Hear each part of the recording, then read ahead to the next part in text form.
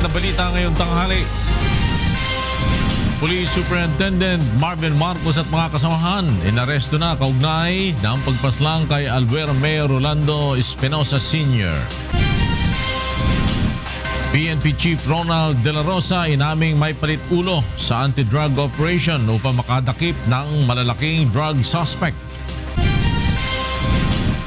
MMDA nagsimula ng pagmultahin ngayong araw ang mga nahuling lumabag sa light truck ban policy sa EDSA. Pangulong Rodrigo Duterte nasa Myanmar na. Kasunduan sa Food Security and Agricultural Cooperation ng dalawang bansa, inaasahang malalagdaan. Tatanghaling kampiyon ng UNTV Cup Season 5, malalaman na bukas. At Wish 107.5 FM station nagsagawa ng Thanksgiving celebration dahil umabot sa mahigit 1 million ang YouTube subscribers. Kahilingan ng ilang masugid na tagapakinig, binigyang katuparan.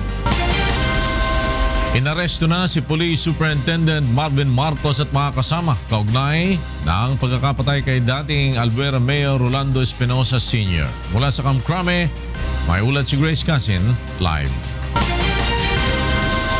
Grace.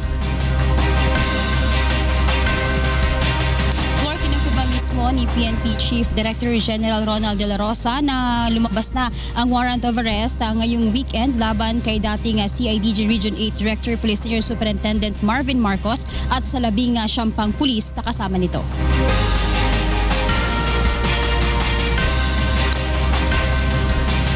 Ayon kay PNP Chief, sa mga oras na ito ay posibleng papunta na sa CIDG Region 8 ang mga arresting officer kasama si Marcos at ang 19 pang pulis para sa return of warrant. Sila ay pinaaresto na ng korte kaugnay sa involvement nito sa pagkakapatay kay dating Albuera Leyte Mayor Rolando Espinosa Sr.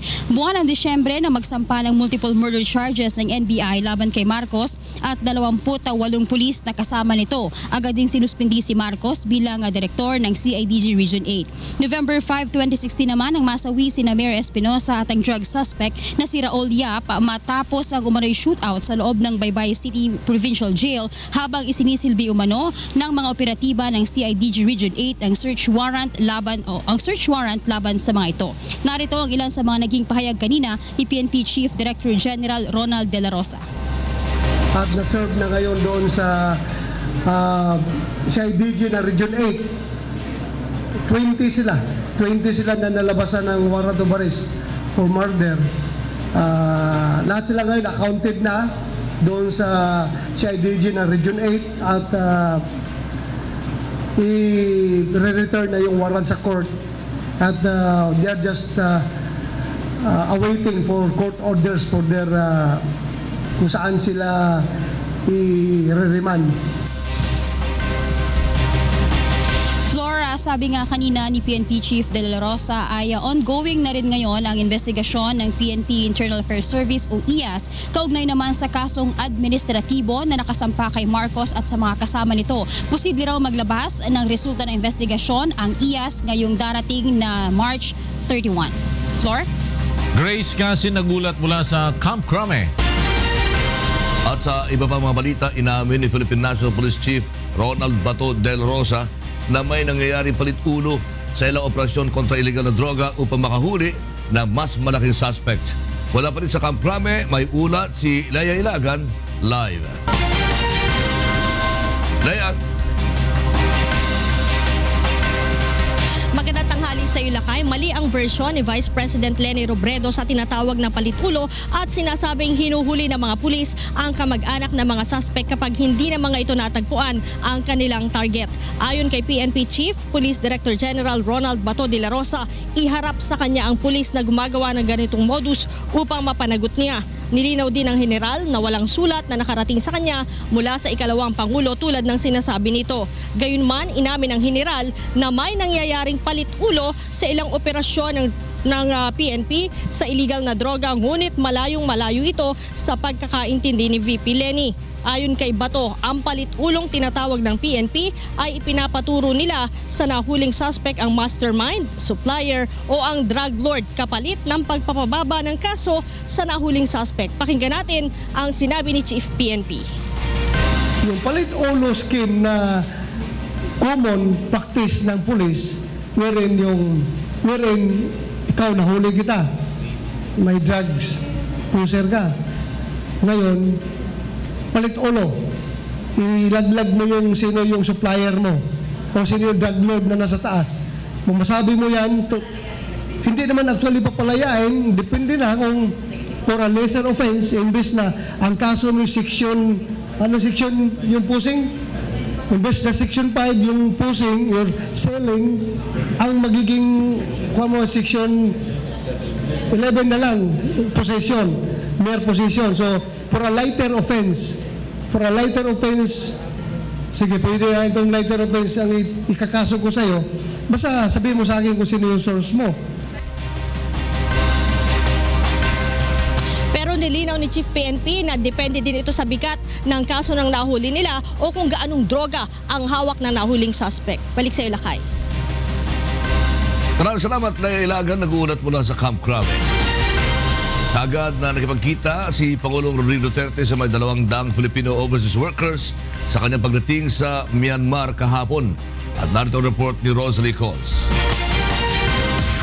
Dapit hapon na nang dumating si Pangulong Rodrigo Duterte sa Nai Phi Tao, Myanmar para sa isang araw na official visit sa bansa.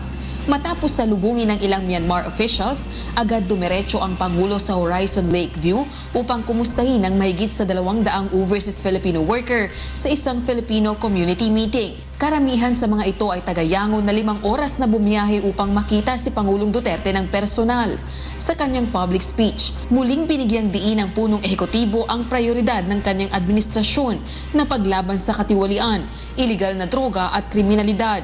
Muli ding tinuligsa nito ang mga kritiko ng kanyang administrasyon. Ang mga kalaban ko, gusto akong si Leni, apurado masyadong maging presidente. Tapos ito sila si Trillanes is barking dog. You know, this guy, he was the one na nag-mutiny. Nakita naman yung behavior medyo pareho kay Dilima. Ako sabihin niya, political prisoner daw siya. Since when? Since ako nagpakulong ng opposition dyan, it was the Secretary of Justice herself running, trafficking drugs. Hindi rin nakalimutan ng Pangulo ang European Union na isa rin sa mga bumabatikos sa anti-drug war ng pamahalaan. Hindi naman nababahala si Pangulong Duterte sa banta ng EU na putulin ang aid at trade agreement sa Pilipinas. Do not impose your culture or your belief in what would be a government in this planet. Yeah?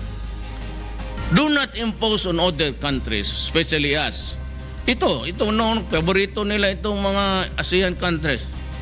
Because there's a death penalty in Indonesia, Malaysia, and I'm trying to revive it and trying as if the other countries of EU walang death penalty. Why are you trying to impose on us?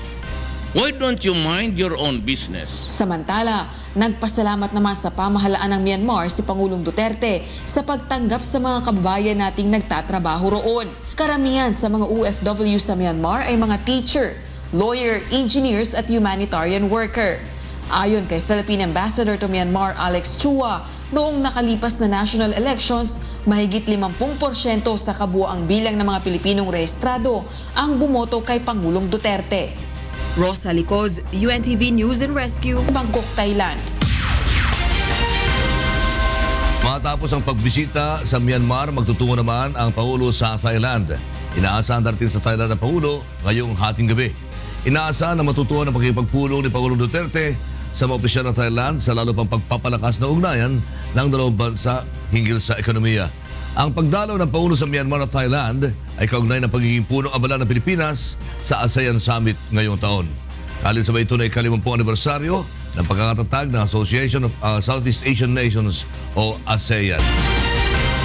Samantala, layunin ng pagbisita ni Chinese Vice Premier Wang Yang sa bansa nitong Biyernes na ipabatid kay Pangulong Duterte ang gagawing pagpondo ng China sa ilang malalaking proyekto sa Mindanao na kinabibilangan ng Davao City. May report si Victor Cosare. Nag-courtesy call kay Pangulong Rodrigo Duterte nitong Biyernes sa Davao City si Chinese Vice Premier Wang Yang kung saan napagkasunduan ng dalawang leader ang pagpapaigting sa ugnayan ng dalawang bansa. Nitong Sabado naman ipinresenta ng ilang lokal na opisyal kay Wang ang ilang malalaking proyekto para sa Davao City at Mindanao. Kabilang na dito ang Davao City Expressway Project, Coastal Road, Coastline and Port Development Project, ang Mindanao Railway Project at ang development sa Davao International Airport. Means that they're still up to be offered to our investors, either through PPP or through official development assistance. The Chinese government is really committed. We have a time-bounded direction that may result to some infrastructure development program of the city. Ayon kay NEDA Region 11 Director Maria Lourdes Lim, sa 5 proyekto, ang development sa Davao Airport pa lang ang aprobado ng NEDA Board, habang ang iba ay isa sa ilalim pa sa malalimang pag-aaral. The ambassador will be coming back later this month, and a mission will be sent by the Vice Premier next month to look into the details, the preparation of terms of reference and other exploratory preparatory activities in time for the visit of President Duterte to Beijing in May. Kaugnay naman sa Mindanao Railway Project, mauuna munang itatayo ang Digos-Davao-Tagum segment nito. Paglilinaw naman ng NEDA, bukas din sa ibang interesadong foreign investors o pribadong sektor ang naturang mga proyekto at hindi lamang sa China. Victor Cosare, UNTV News and Rescue, Davao City. Inamin ni Pangulong Rodrigo Duterte na hindi nito mapipigilan ang pagtatayo ng China ng monitoring station sa Scarborough Shoal. Gayunpaman, tiniyak ng Pangulo na darating din ang panahon na igigiit niya ang arbitral ruling kaugnay sa issue ng agawan sa teritoryo sa West Philippine Sea. May report si Mirasol Abogadia. Hindi pipigilan ni Pangulong Rodrigo Duterte ang China sa pagtatayo ng istruktura sa Scarborough o Panatag Shoal. Ito ang sagot ng Pangulo kaugnay sa ulat na naglalagay umano ng Environmental Monitoring Station ng China sa pinag-aagawang teritoryo. We cannot stop China from doing his thing. Hindi nga na para ng Amerikano. So what do you want him to what do you want me to do? What do you want? Sir, ano bang gawin ko? Declare war against China? I can. But we'll all lose our military and policemen tomorrow. And we are a destroyed nation. Ayon kay Pangulong Duterte, hahayaan niya na dumaan ang Chinese Coast Guard sa karagatang sakop ng bansa, ngunit hindi dapat galawin ng mga ito ang Coast Guard ng Pilipinas. Paliwanag pa ng Pangulo, kung pinahihintulutan ang mga sasakyang pandagat ng Amerika na maglayag sa Philippine waters, patas lamang napayagan din ang iba pang bansang kaibigan ng Pilipinas. Hanggang Coast Guard lang tayo. Yung right of passage niya, anybody can. Ang Amerikano araw-araw dumadaan dyan . Oh, why should I not allow the Russian? They are also my friends. China is also our friend. And now we are now improving on the economy because of the help of China. Bakit ka naman walang hiya? Para magdaan lang. And so what if stop there? Samantala, tiniyak naman ang punong ehekutibo na hindi kalilimutan ang desisyon ng United Nations Arbitral Tribunal kaugnay sa issue ng maritime dispute sa West Philippine Sea. I will not invoke the arbitral ruling now. But there will be a time in my term when I will bring the issue back on the table on the fourth square of the arbitral ruling. And it will come. When they shall start to tinker with entitlements. Mirasol Abogadil, UNTV News and Rescue, Philippines.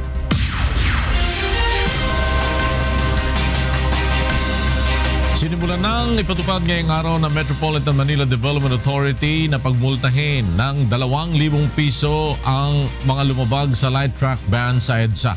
Maagang pumwesto ngayong umaga mga tauhan ng MMDA sa ilang bahagi ng EDSA upang isyuhan ng violation ticket ang lahat ng mga lumabag sa bagong traffic scheme sa EDSA. As of 11 a.m., umabot na sa mahigit 300 light trucks ang nahuli ng MMDA sa northbound lane ng EDSA. Pairali ng track ban simula Lunes hanggang Sabado, alas 6 ng umaga hanggang alas 10 ng umaga at simula alas 5 ng hapon hanggang alas 10 ng gabi sa may bahagi ng Magallanes hanggang EDSA North Avenue. Naasahang magpapatupad ng big-time price rollback sa mga produktong petrolyo ang ilang kumpanya ng langis ngayong linggo. Sa pagtaya ng oil industry players, piso at 10 sentimos hanggang piso at 20 sentimos ang mababawas sa bawat litro ng diesel at kerosene. Samantala, 90 sentimos hanggang piso naman ang bawas sa presyo ng bawat litro ng gasolina. Ito na ikatlong oil price rollback ngayong buwan. Base sa Global Adult Survey ng World Health Organization at Department of Health, bumaba ang bilang ng mga naninigarilyo sa bansa sa taong 2015 mula 2009. Para sa detalye ng ulat na yan, nasa telepono ang ating correspondent na si Aiko Miguel mula sa Intramuros, Maynila. Aiko.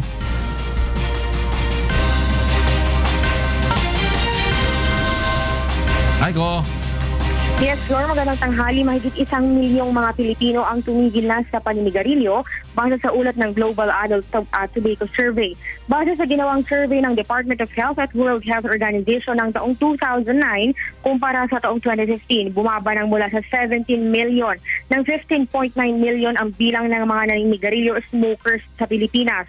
Ayon sa Department of Health, nakatulong ang tobacco taxation o ang tinatawag na Anti-Cancer Tax Law o Tobacco Tax Reform Law of 2012 sa pagbaba ng bilang ng smokers o mga tumigil na sa paninigarilyo.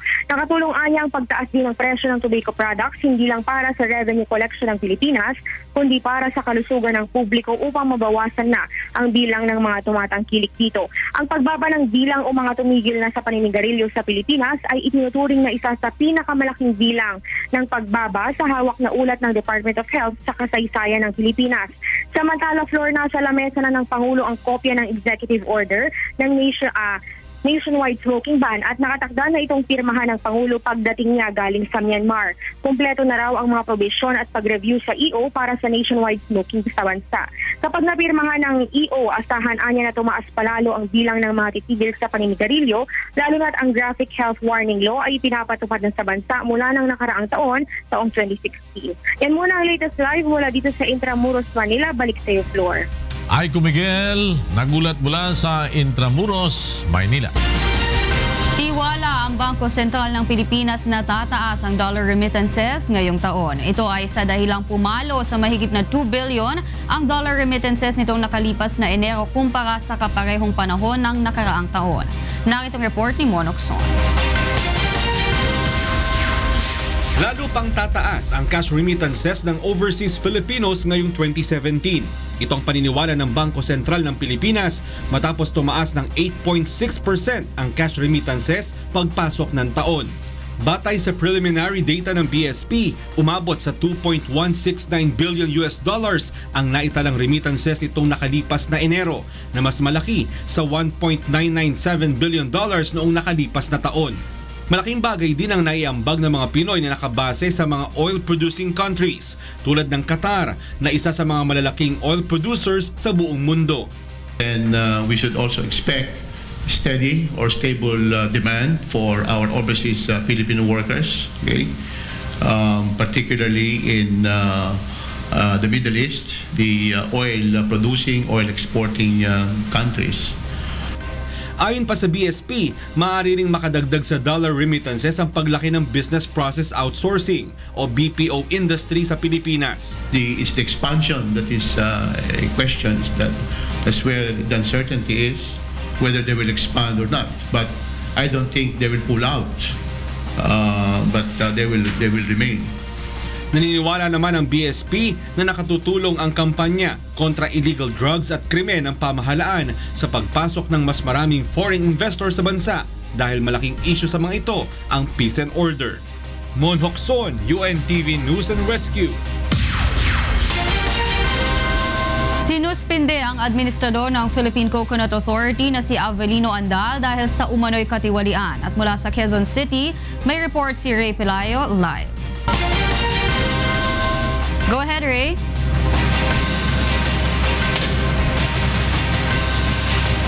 Waila mismong yung mga sa harapan ng empleyado ng Philippine Coconut Authority inianunsyo, sinabi itong suspensyon ng kanilang administrator na si Avelino Billy Andal.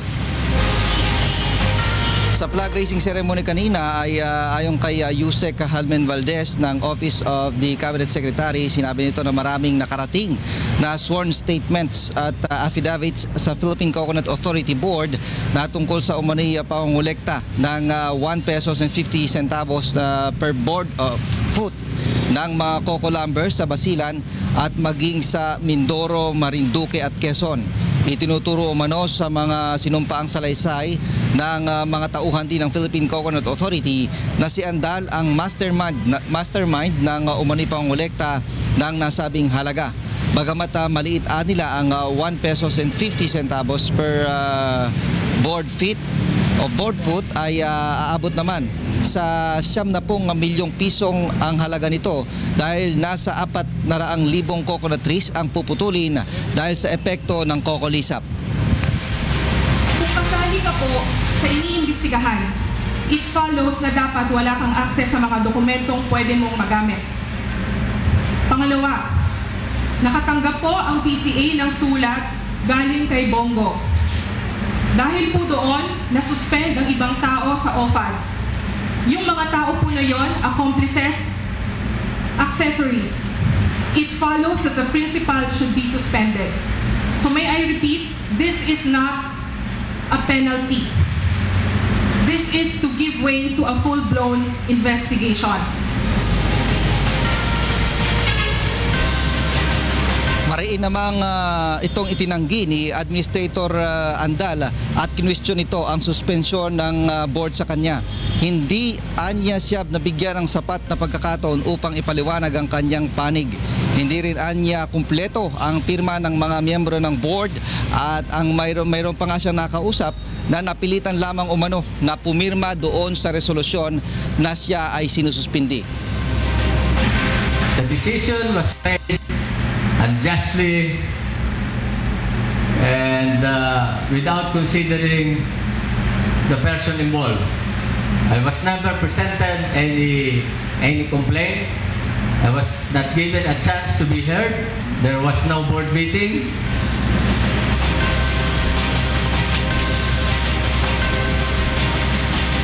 While sa ngayon ay itinalaga ng Office of the ng board itong si Deputy Administrator Glenn Santos. Pero ayon kay Administrator Abelino Andal, hindi siya bababa sa pwesto sa ngayon dahil hindi pa kumpirmado yung inilabas na resolusyon ng board na nagsususpindi sa administrador. Waila? Maraming salamat sa iyo, Ray Pelayo, live mula sa Quezon City. Sinimulan na ng Department of Justice o DOJ ang preliminary investigation sa rent-tangay scam. Hindi naman sumipot sa pagdinig ang mga pangunahing respondent sa kaso. At mula sa Department of Justice, nasa linya na ating telepono ang ating correspondent na si Roderick Mendoza para sa karagdagang detalye. Roderick? While umusad na nga ang preliminary investigation ng Department of Justice at tinaguri ang rent-tangay scam, sa unang pagdinig kanina, humarap ang mga nabiktima ng modus upang ipagtibayin ang kanilang reklamo laban sa mga respondent. Dumalo rin sa pagdinig ang ilan sa mga respondent gaya nina Marilu Cruz, May Cruz at Sabina Torrea, ngunit hindi dumalo ang pangunahing mga respondent na sina Rafaela Anunciacion at Taichicos Nambio. Naharap ang mga respondent sa mga reklamong carjacking, swindling at syndicated estafa.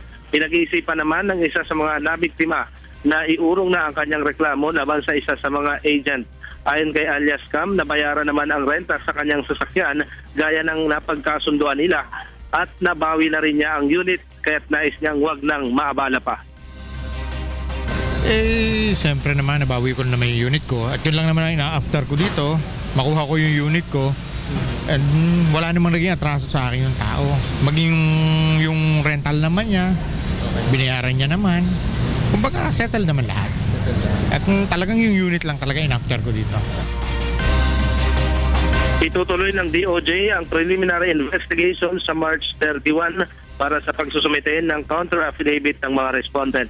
Isasampa rin ng PNP Highway Patrol Group sa DOJ ngayong araw ang ikatlong batch ng mga reklamo kaugnay ng rent-tangay scam. Waila? Maraming salamat sa iyo, Roderick Mendoza, live mula sa DOJ. Ipinahayag ni Senator J.V. Ejercito na may hirapang makalusot sa Senado ang death penalty reimposition bill dahil sa ilang senador ang tumututol sa panukalang batas. May report si Victor Cosare. Matapos bumasa sa mababang kapulungan ng Kongreso, sa Senado naman tatalakayin ang panukalang pagbuhay sa parusang kamatayan sa pagbabalik ng sesyon sa Mayo. Pero ngayon pa lang, aminado si Senator J.V. Ejercito na magiging mahirap ang pagpapasa sa kontrobersyal na death penalty reimposition bill. Ayon sa mambabatas, hindi ito kasing popular sa Kamara dahil pagdating sa Senado, may ilang senador na nagpahayag na ng pagtutol dito. The Liberal Party, the minority, will be against it. Most of the lady senators are against it. So medyo marami na yun. But now, siguro leading ng konti ang anti. Isa sa Senator Ejercito sa pabor na ibalik ang death penalty para sa high-level drug trafficking. Kumbinsido ang mambabatas na kailangan ng parusang kamatayan upang malabanan ang matagal ng problema sa illegal drugs sa bansa. Among the ASEAN countries, it's only the Philippines which repealed death penalty. And probably this is the very reason why the Philippines became the hub of international drug trade in Asia. Kasi tayo na lang ang walang death penalty. Suportado rin ni Senator Manny Pacquiao ang panukala. Samantala naniniwala naman si Senator Ejercito na kailangan munang pag-aralan kung dapat bang isama sa mga krimen na papatawan ng parusang kamatayan ang rape at plunder. Victor Cosare, UNTV News and Rescue, Davao City. Hindi na mabahala si Pangulong Rodrigo Duterte sa inihang impeachment complaint laban sa kanya kaugnay sa anti-drug war ng pamahalaan. Nagbabalik si Victor Cosare. Nakaalis na ng Pilipinas si Pangulong Rodrigo Duterte kahapon para sa kanyang official visit sa bansang Myanmar at Thailand. Bahagi ito ng paghahanda ng Pilipinas sa ASEAN Summit na gaganapin sa bansa ngayong Abril. Target din ang pagbisita ng Pangulo sa dalawang bansa na mapalakas ang ugnayan ng Pilipinas sa mga ito pagdating sa ilang issue gaya ng paglaban sa terorismo, extremism at illegal drug trade. Pero bago umalis ng bansa, iginiit ng Pangulo na hindi siya nababahala sa isinampang impeachment complaint laban sa kanya maging sa planong paghahain din ng reklamo laban sa kanya sa International Criminal Court. Wala sa akin yung impeachment. I go by the rules of destiny. And if I get impeached, or if I go to prison, as long as I have the right to select where I should rot for all time. Ayon sa Pangulo, nakatuon ang kanyang atensyon sa pagtupad sa kanyang pangako na labanan ng korupsyon, kriminalidad at iligal na droga at hindi siya pasisindak sa mga ipinupukol na reklamo laban sa kanya. Dagdag pa ni Pangulong Duterte, hindi siya magtataka kung may kaugnayan si Vice President Leni Robredo sa planong pagpapatalsik sa kanya sa pwesto. Alam mo si Leni, with all the akala kasi niya ako yung sanagalik, ayaw niyang maniwala, diwag. And you can ask any cabinet member and any military man for that matter and police, ask them, was there a single call from me since I am there sa opisina. Iginiit naman ng punong ehekutibo na wala siyang kinalaman sa planong pagsasampa naman ng impeachment complaint laban sa pangalawang Pangulo. I am beyond politics. I do not want to tinker with it. I just want to focus on my job as which you have given me. Una nang idinipensa ng Liberal Party ang panig ni VP Robredo at sinabing wala itong bahagi sa anumang destabilization efforts laban sa Pangulo. Victor Cosare, UNTV News and Rescue, Davao City. Sa kabilang banday, nagpahayag naman nakahandaan si Vice President Leni Robredo na harapin ang kasong impeachment complaint na muna isasampa laban sa kanya. At para sa unat na yan, nasa linya ng ating telepono, ang ating correspondent na si Joyce Balancio. Joyce. Magandang tanghali sa iyo, Lakay. Iginiit nga ng kampo ni Vice President Leni Robredo na walang basihan ang sinabi ni House Speaker Pantaleon Alvarez na nagmamadali siyang umupo bilang Pangulo ng Bansa. Sa isang ambush interview kay Georgina Hernandez, ang spokesperson ni Robredo, sinabi niyang dapat maging responsable si Alvarez sa kanyang mga naging pahayag. Sa kabila nito, nire-respetoan niya ni Vice President Robredo ang sinabi ng Pangulo patungkol sa issue, pero iginiit niyang tanging ang hustisya lamang para sa mga pamilya na apektuhan ng extrajudicial killings ang nais ma-resolve ni VP Leni, kaya ito nagpadala ng video message sa United Nations. Sinabi rin ni Hernandez na handa ang ating Vice Presidente na sumailalim sa proseso ng impeachment sa Kongreso kung sakasakali mang matuloy ang paghahain ng impeachment complaint laban sa kanya. Aniya, naniniwala ang Vice Presidente sa mga inihalal na kinatawan sa Kongreso na boboto ito at magdidesisyon sila base sa kanilang prinsipyo at kung ano nakikita nilang tama. Sa huli ay Lakay, muling itinanggi ng kampo ng Vice Presidente na kasama siya o nasa likod siya na paghahain ng Magdalo Party List na impeachment complaint laban sa Pangulo. Aniya, nakatutok si VP Leni sa kanyang trabaho bilang pangalawang Pangulo at wala sa kanyang plano ang pagpapatalsik kay Presidente Rodrigo Duterte. Pakinggan natin ang bahagi ng pahayag ni Georgina Hernandez, ang spokesperson ni Vice President Leni Robredo. Yung pahayag po ni Speaker Alvarez, wala akong basihan yung bagay na yan. At alam naman natin na si VP Leni nakatutok sa kanyang trabaho bilang pangalawang Pangulo at wala sa kanyang plano na magmadali o maging Pangulo. Yan muna pinakuling balita. Balik sa iyo, Lakay. Maraming salamat, Joyce Balancio. Nag-uulat mula sa Pasay City. Kumano na si dating Senador Leticia Ramos Shahani kanina madaling araw sa edad na 87. Ayon sa anak nitong si Lila, dako alas 2:40 kanina namatay ang kanilang ina matapos ang halos isang buwang pananatili sa intensive care unit dahil sa infection at pneumonia bunsod ng komplikasyon sa kanyang colon cancer. Si Shahani, kapatid ni dating Pangulo Fidel V. Ramos at naging senador noong 1987.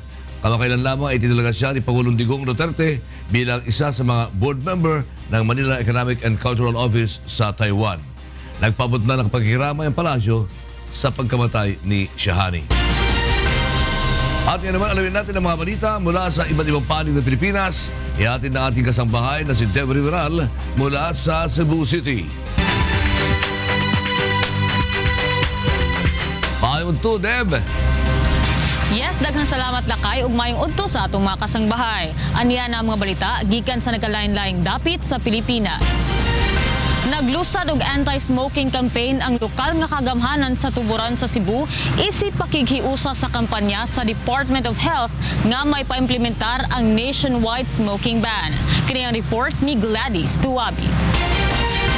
Sa pinakaunang higayon, formal na nga gilusad sa probinsya sa Cebu ang kampanya batok sa pagpanigarilyo nga giunhan sa munisipyo sa tuburan.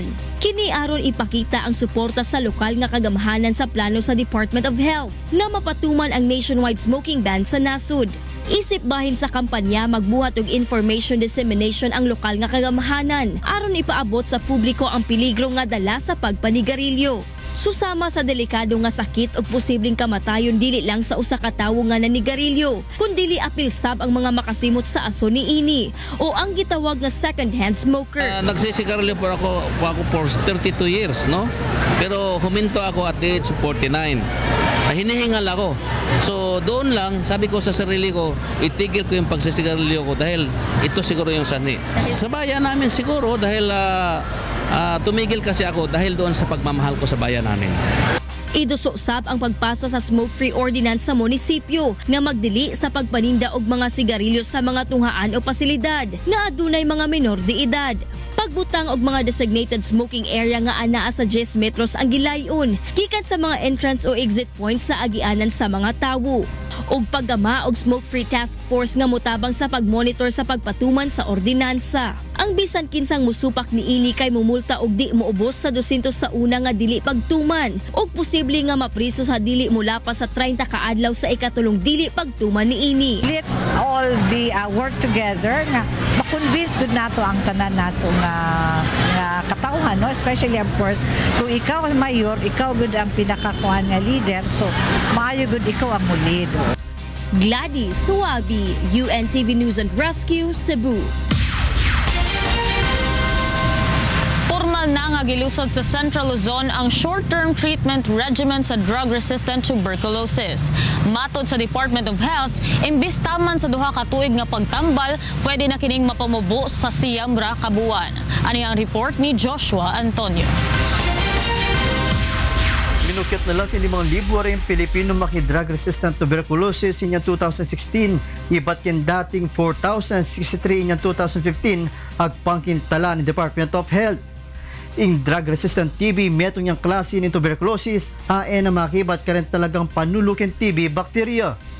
Mapalyarin sang kananiti ing kakulangan ki pamanulog in TB kalupa na ni pamangamit substandard na panulo o kaya naman ing ali pamanuloy kistong pamanulo uling kimalota proseso. Inya naman kin depatan ng Central Luzon Regional Forum on Infectious Disease Programs Dynamics and launching of standard short-term treatment regimen for drug-resistant TB in Pampanga. Pisabyan, imasaguli at epektibong paralan bang bibwas na ng pong dire-diretso ng apuksay sakit ay ini kim bansa. Sa ngayon ho, meron na akong bagong yung duration ng haba ng gamutan po for drug-resistant TB.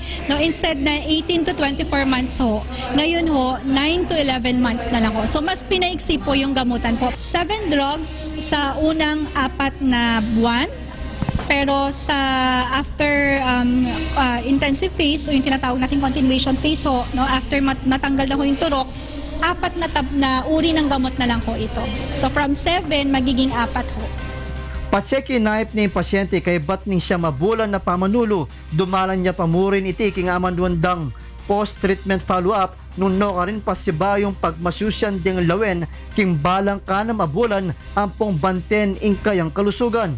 King kasalukuyan nating Apulong Hospital kinasyon nagagamit short-term regimen kin drug-resistant tuberculosis kabilang ni Jose Bilingit Hospital kin City of San Fernando, Pampanga.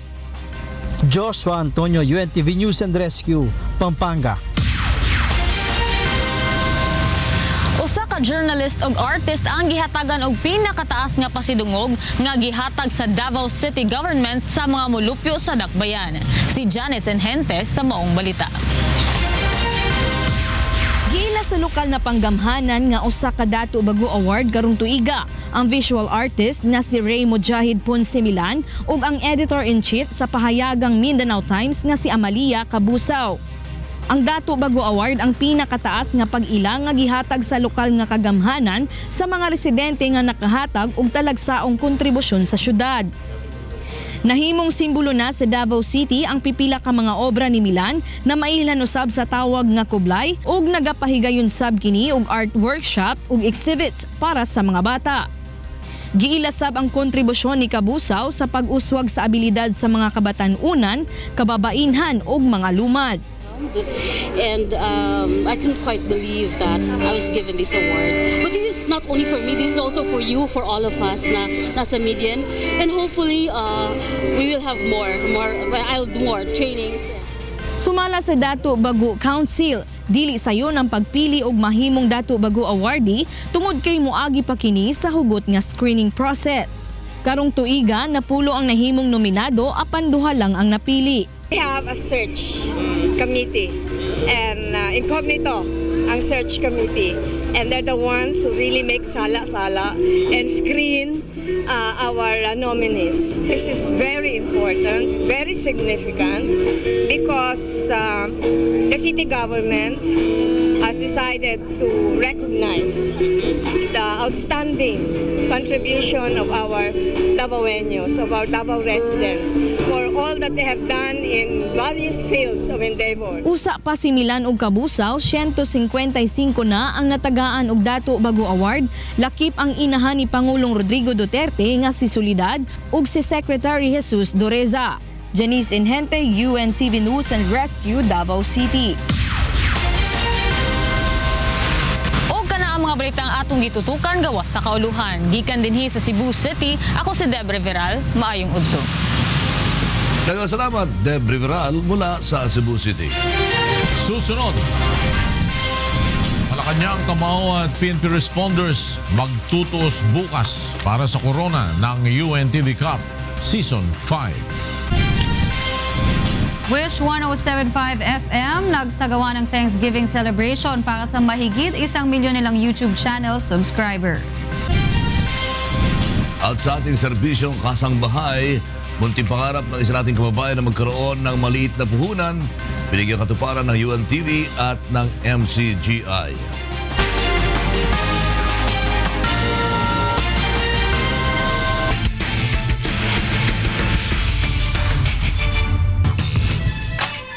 Bukas na malalaman kung alin sa Malacanang, Kamao at PNP responders sa makakakuha ng titulo ng UNTV Cup Season 5 sa kanilang pagsasagupa sa Smart Araneta Coliseum. May report si Bernard Dadis. Puspusan ang ginagawang paghahanda ng Season 3 runner-up Malacanang Kamao para sa kanilang huling sagupaan ng 3-time runner-up PNP responders sa last game ng UNTV Cup Season 5 Finals bukas sa Smart Araneta Coliseum alas 7 ng gabi. Tinalo na Malacanang sa Game 1 ng PNP sa score na 82-81 habang bumwelta naman ang responders sa Kamao team noong Game 2 sa score na 67-61. Aminado Malacanang Kamao na hindi nila naipakita ang kanilang play sa Game 2 dahil sa mahigpit na depensa na ipinamalas ng PNP responders, kaya naman sa Game 3 nangako silang babawi at ipakikita ang bagsik ng Kamao team. Totoo yun. I give credit also dun sa defense ng PNP. Medyo na-off talaga yung rhythm namin and they have a good game plan. Sa tindi ng depensa ng PNP noong Game 2, ang dalawang best player of the game noong Game 1 na si Christian Duanzon na umiscore ng 29 points ay naka-15 lamang, habang si Eric De La Cuesta na may 23 points noong Game 1 ay naka 1 point lamang noong Game 2. Siguro ang isa sa mga biggest adjustment na gagawin ko is we need to share the ball more. Siguro yung touches namin as much as possible, kung sino yung mga naglalarong lima sa loob, kailangan magkaroon ng touches, kailangan magkaroon ng opportunity. Kasi nagiging predictable na kami masyado eh. Maganda yung coverage nila kay Luanson, maganda yung coverage nila especially kay De La Cuesta. Kaya naman sa darating na Game 3, ayon kay Coach Louie Gonzalez, ibibigay na nila ang lahat ng kanilang magagawa upang makuha ang kampyonato. Sa tingin ko, kailangan talaga if we want to get the championship, we have to do good on both offensive and defensive. And alam naman natin sa Game 3, closing out, ang team na nananalo dyan madalas, yung maglalaro as a team. It's not kung sino yung malakas o sino mahina, pero kung sino yung magkakaisa, kung sino yung magtutulungan, kung sino yung magtatrabaho, ayan madalas ang mga pinapalad. Inaanyayahan naman ng Malacanang Kamao team ang kanilang supporters na manood ng laban at magsuot ng kulay pula. Again, para sa inyo to, yung para sa Malacanang Kamao na fans, yung mga families namin, it's our responsibility and accountability na dahil sa suporta nyo, kailangan pa rin namin coming Game 3, maraming salamat po. Ang tatanghaling kampyon ay magkakamit ng 4 million pesos cash prize, samantalang 2 million pesos naman ang makukuha ng runner-up team na kapwa ibibigay sa kanilang napiling beneficiaries. Bernard Dadis para sa UNTV Cup Season 5. Alamin naman natin ang mga balita sa labas ng bansa mula kay William Tio.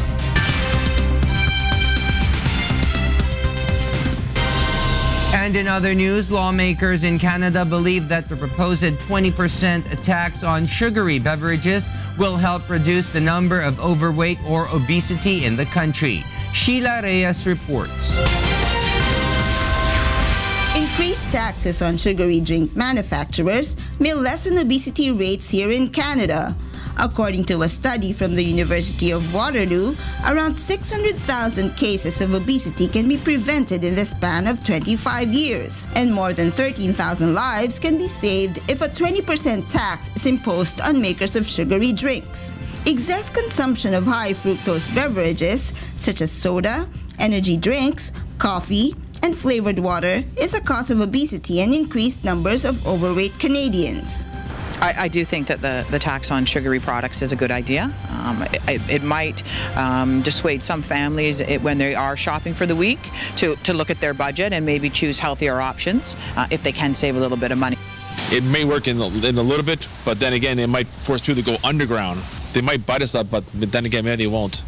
According to the latest report released by Statistics Canada, more than 20% of youth below 18 years old are obese. Meanwhile, 70% of adult-age Canadians are obese. Starting this year, restaurants with more than 20 locations will be legally required to post calorie counts on their menus. This is one of the measures taken to reduce obesity rates in the country. I think as a generation, we're a little bit more educated on what to look at when we are purchasing especially processed foods. Despite the continued rise of obesity, the Canadian government is relentless in their efforts to keep their citizens in good health. Sheila Reyes, UNTV News and Rescue, Toronto, Canada.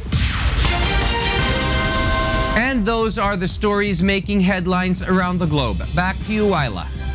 Thank you, William Theo, for the latest around the globe.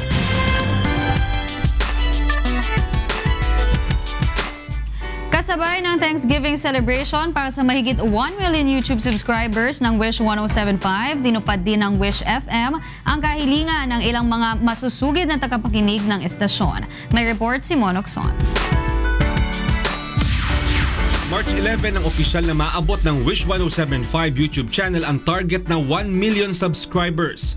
Ito ang kauna-unahang FM radio station sa Pilipinas na nakakuha ng mahigit 1 milyong YouTube subscribers. Sa ngayon ay mayroon ng mahigit 420 million views at mahigit 500 uploaded videos. At bilang pasasalamat sa lahat ng tumatangkilik sa istasyon, isang Thanksgiving celebration ang isinagawa ng Wish FM sa Eastwood Open Park noong Sabado.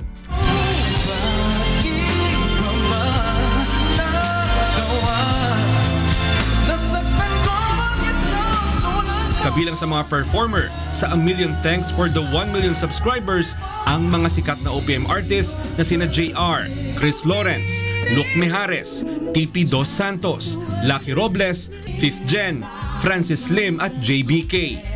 Definitely nakakatulong yung Wish kasi they give us a huge, not just a platform, they give us a huge platform to share our music, to share our talents, our original music, our covers. So ako sobrang natutuwa ako kasi it's been a long time na wala akong isang song na maraming viewers, but pagdating sa Wish FM, grabe at talaga hundreds of thousands yung viewers. May platform to perform, to do our original music with this pinakamalawak na audience that Wish has. Madaming hirap ang Wish bago pinag-isipan nilang mabuti yan at ngayon tingnan mo ang ganda na nangyari. Sobrang blessings. Bukod sa handog ng naggagandahang performance ng mga sikat na artist, pinasaya rin ng Wish FM ang masusugid na listeners sa isinagawang Wish Granting. Isang blood pressure apparatus ang ipinagkaloob sa isa sa mga wisher. Hindi ko po kasi alam na nag-wish siya. Ito ang isa sa mga winis niya daw. BP apparatus na para sa akin kasi high blood po ako.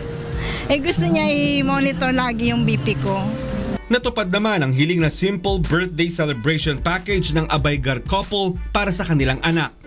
Masaya sa pakiramdam kasi mayroong isang station na nag-grant ka ng wish. Unlike sa ibang station. So, amazing.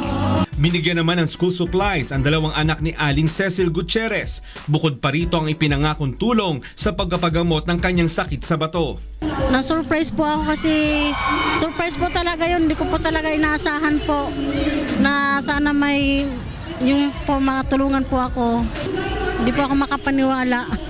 Natupad din ang hiling na wheelchair ng isang wisher para sa kanyang kapatid na may sakit. Thank you very much po sa Wish 107.5. Maraming salamat po na pinay sa akin dito sa wheelchair.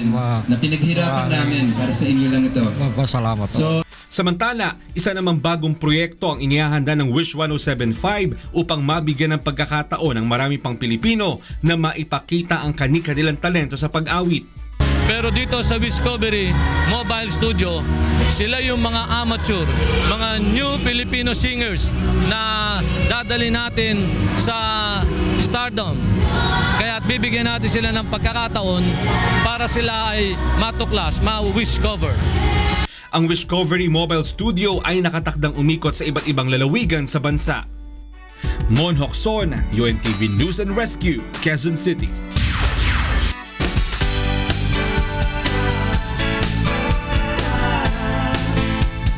Ipinagkaloob na UNTV at Members Church of God International sa sama ng isang pamilya sa Bulacan ang munting pangarap na puhunan sa pagtitinda. Narito ang report ni Mirasol Abugadin.